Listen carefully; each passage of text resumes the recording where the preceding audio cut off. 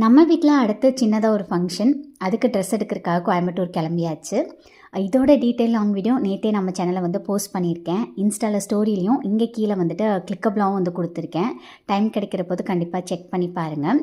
போயிட்டு வந்ததுக்கப்புறம் பார்த்திங்கன்னா கொஞ்ச நேரம் ரெஸ்ட் எடுத்தேன். பசிக்கிற மாதிரியே இருந்தது. ஆஃப்டர்நூன் கடையில் தான் சாப்பிட்ருந்தோம். இருந்தாலும் வந்து ஃபில்லிங்காகலாம் இல்லை. கொஞ்ச நேரத்துலேயே பசிக்கிறதுக்கு ஆரம்பிச்சிருச்சு.